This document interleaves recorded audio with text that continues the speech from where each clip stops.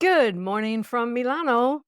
Happy New Year and welcome to season 2 of Dear Constance.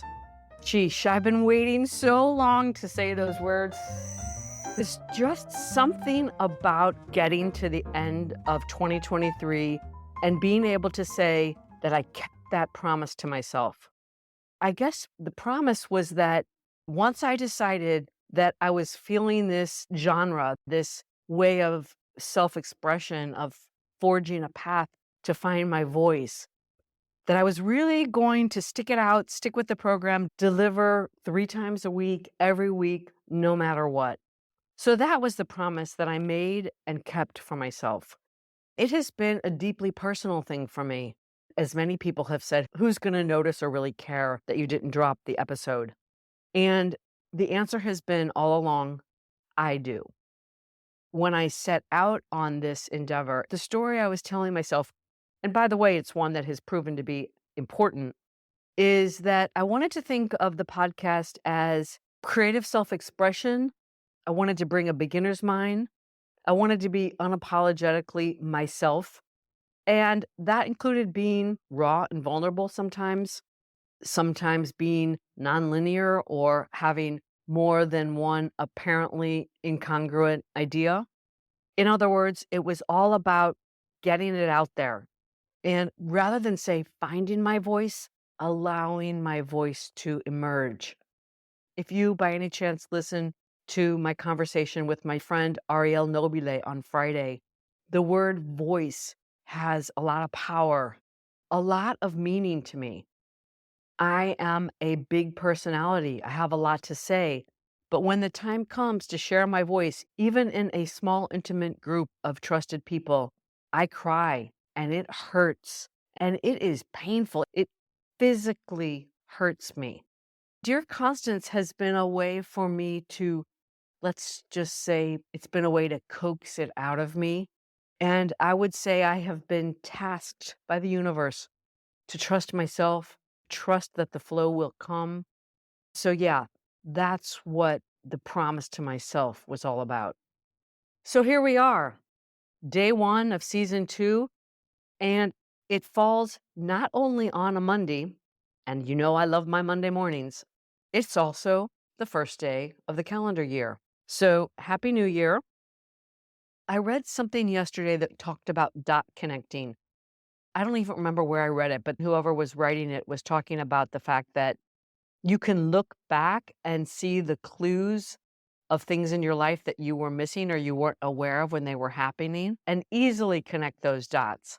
And I think they were asking the question about, like, what are the dots in your life right now that are going to connect you to the path that you need to be on or you want to be on this year?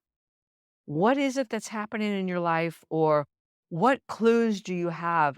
It could be an instinct, it could be someone you met, a conversation you overheard, an article that you were drawn to read. What are those dots around you that may just be the dots that connect you onto the path that you're supposed to be on? It's funny, I was talking to someone I'm working with yesterday, and we're talking about moving towards building a new business.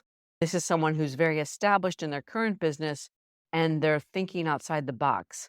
And it was interesting because he said to me, I realized that I've been waiting for someone to sort of tap me on the shoulder and choose me. And this friend of mine who keeps asking me to do a business together, the one that is closest to me may actually be that person. That's what I mean by connecting the dots. What are the dots that are right in front of you that perhaps you want to get more curious about? I'll share one of mine. One of mine is that I got really excited when I published the conversations with my friends Eric Egan and on Friday, Ariel Nobile. And that dot, that conversations with friends or interviews or whatever it is something that I want to pay attention to. And right now, I'm dedicating a lot of time to thinking about what happened in 2023. How did things play out? And what are those clues that are sitting right in front of my nose? Just like with my friend who told me that he's been waiting for someone to call him and he realized that one of his closest friends is that person who's been tapping him on the shoulder and saying, let's do something together. What are those dots that are the very clues to the path you're meant to forge? I hope that you are kicking off your year with good energy, and that if you aren't feeling that good energy or you're feeling exhausted, spent, uninspired, perhaps you think of that as the very clue that you need more self-care. And just remember, not everyone is inspired at the same time. As I like to say, you can't manufacture motivation and inspiration.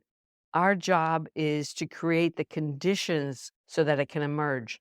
And a lot of times that can mean silence, that can mean rest, and it can sometimes simply be canceling dinner.